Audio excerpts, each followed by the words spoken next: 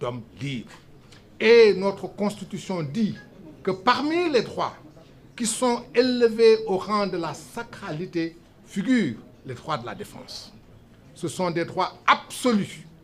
C'est ce que dit la Constitution. Les droits de la défense sont absolus et sacrés à toutes les étapes de la procédure. Et manifestement, Farba Ngom n'a pas eu accès à son dossier.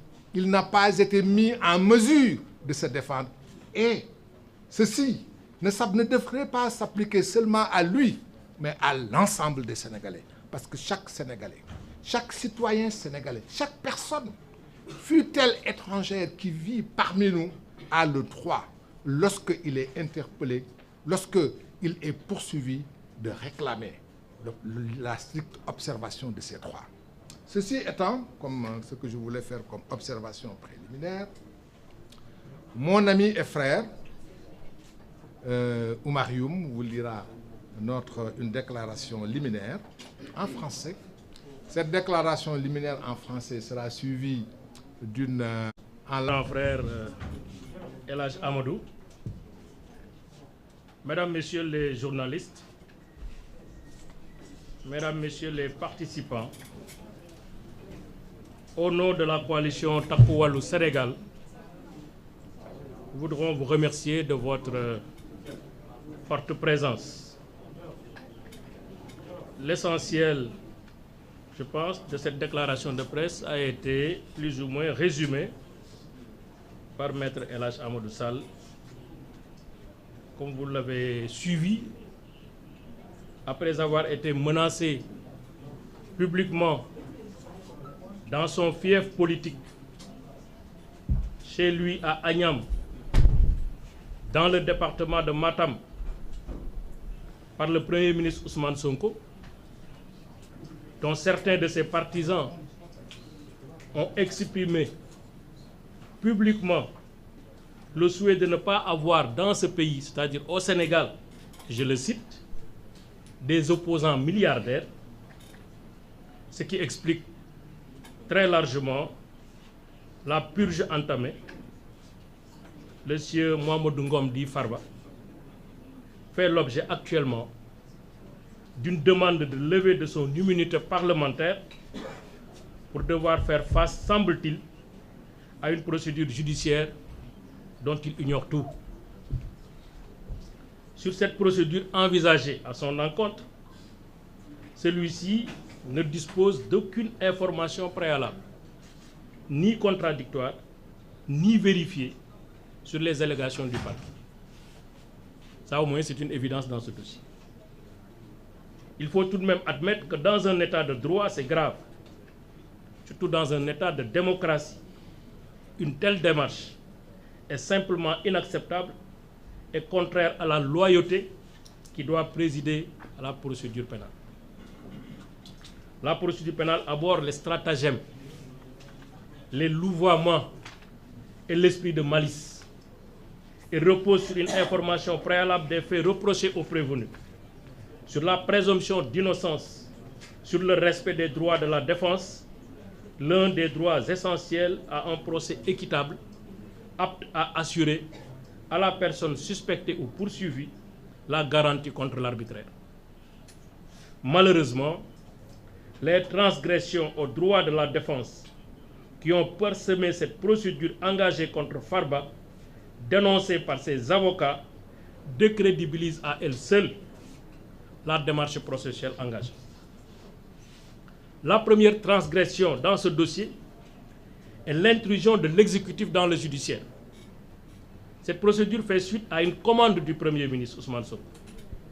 Pour preuve, c'est le procureur du parquet financier auprès du ministère de la Justice qui sollicite la levée de l'immunité parlementaire du député Farba Ngom. Ce n'est pas une institution judiciaire de jugement qui, après avoir apprécié des faits, estime devoir élargir son enquête ou son instruction à des personnes, ce qui aurait pu être le cas. À ce jour, aucun juge d'instruction n'a été saisi. La deuxième transgression est relative aux perquisitions violentes au verger du sieur Farba Ngom à Diamniadio, ayant fait l'objet d'un procès-verbal constat d'huissier. C'était un peu vers avril-mai 2024. qui était derrière cette perquisition, alors qu'aucun juge d'instruction n'a été saisi à ce jour, alors surtout que selon le parquet, les rapports de la CENTIF n'ont été transmis au parquet qu'au mois de décembre 2024. Quelle est l'autorité judiciaire ou de police qui avait donné l'instruction de mener ces perquisitions illégales? Pourquoi depuis lors, aucune autorité judiciaire n'a pris en charge le règlement de cette forfaiture? Voilà autant de questions sur lesquelles Farba Ngom est en droit d'avoir des réponses. Cette illégalité manifeste, dont l'objectif était d'agir par surprise pour se préconstituer des éléments de preuve contre Farba Ngom, est une autre transgression grave. Elle n'obéit à aucune règle de loyauté, d'honneur et surtout de probité de la procédure pénale, qui doit mettre au cœur de son action le respect des droits de l'individu et surtout préserver la dignité de la justice dans sa démarche de tous les jours. Ces démarches maladroites attestent de l'innocence de Farba Ngom, à qui il ne serait reproché finalement que son appartenance à un parti d'opposition dont il est l'un des illustres membres. Farba Ngom n'a commis aucune faute délictuelle, sauf gagner la région de Matam. C'est peut-être ça son seul crime de lèse-majesté. Farba Ngom n'a jamais géré de fonds de deniers publics. Farba Ngom n'a jamais obtenu ou conclu de marché public. Il n'a jamais reçu de fonds de l'État du Sénégal.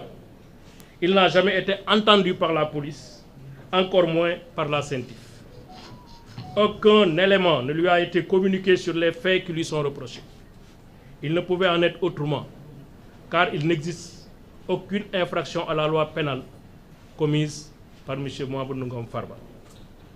Il s'agit pour nous, pour la coalition Takku Wallu Sénégal, d'un acharnement procédural accompagné d'une tentative d'asphyxie financière, foncière et fiscale, et surtout d'étranglement fiscal, en raison d'enquêtes fiscales engagées cumulativement aux poursuites pénales. Au moment où je vous parle, les 3 sociétés de Farba Ngom font l'objet d'enquêtes fiscales. Ça aussi, c'est une information. La SCI ABA, la SCP Sucre, la SCP Tidjania font l'objet aujourd'hui d'une enquête fiscale.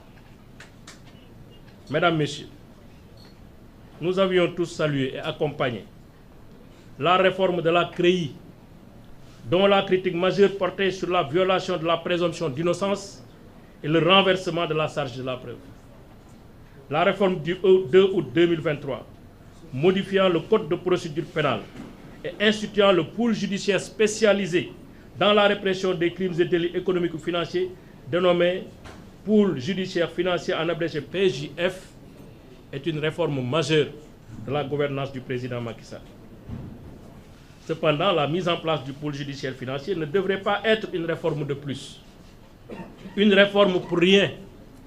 Une réforme à l'issue de laquelle les droits de la défense continueront à être sacrifiés aux grandes dames de la crédibilité de l'institution judiciaire. Nous devons tous essayer de préserver cette institution judiciaire en barrant la route principalement aux commandes de l'exécutif, à ses instructions vicieuses dans la procédure et en veillant au respect scrupuleux des textes en vigueur dans le culte de la dignité et de la loyauté sans lesquels il n'y a pas de système judiciaire viable. Pour cela, il nous faut mettre les procédures de reddition de comptes au-dessus des actions de règlement de compte. Très loin des règlements de compte, devrais-je dire. La justice ne peut pas et ne doit pas accepter d'être une institution de règlement de compte. Nous voulons ici, dans ce pays, une justice libre, indépendante et impartiale, mais pas un instrument de vengeance déguisé en justice. Mesdames, Messieurs, au vu des observations qui précèdent, il nous semble évident que l'Assemblée nationale devrait purement et simplement rejeter la demande de levée de l'immunité parlementaire formulée par le parquet, qui n'est ni sérieuse ni sincère. L'Assemblée n'a été saisie que par une simple lettre du parquet financier.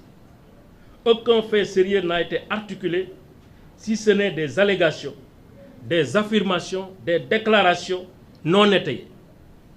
Aucune pièce pouvant fonder la conviction de l'Assemblée nationale n'a été produite à l'appui de la demande de levée de l'immunité parlementaire de Farba Ngom. Ça, d'ailleurs, le vice-président du groupe a en attesté. Hier, la présidente du groupe a fait un point de presse pour dire que dans ce dossier, à part la lettre, il n'y a rien. À part la lettre du parquet, il n'y a absolument rien.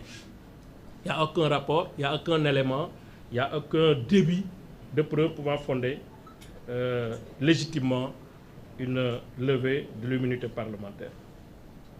Or, il est vrai, même si l'Assemblée nationale n'est pas une instance devant juger du bien fondé des greffes articulées à l'encontre d'un député, en tant que deuxième institution de la République, elle doit être en mesure de pouvoir objectivement apprécier le caractère sérieux, loyal et sincère de la demande.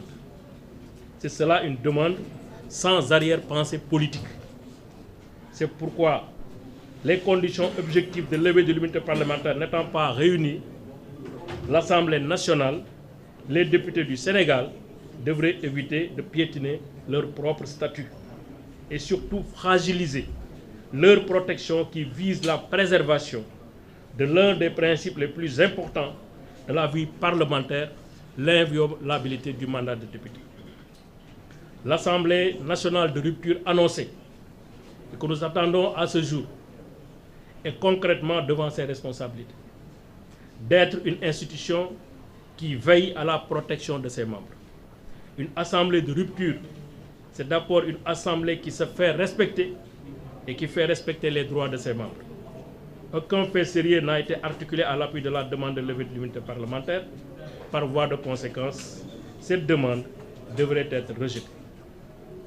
Dans tous les cas, la coalition Takku Wallu Sénégal et son groupe parlementaire entendent saisir sans délai l'Union interparlementaire, l'UIP, organisation mondiale des parlements nationaux, à travers son comité des droits de l'homme, pour dénoncer les graves violations des droits du député Farba Ngom, notamment l'absence manifeste d'une procédure contradictoire, juste et équitable, conforme aux principes de loyauté et d'équité, devant gouverner toute procédure de levée d'immunité d'un député. Les parlements de la CEDEAO, de la francophonie seront également saisis pour ces graves violations. Mesdames, Messieurs, au nom de ce comité, nous vous remercions de votre aimable attention. Merci beaucoup. Je mets à votre disposition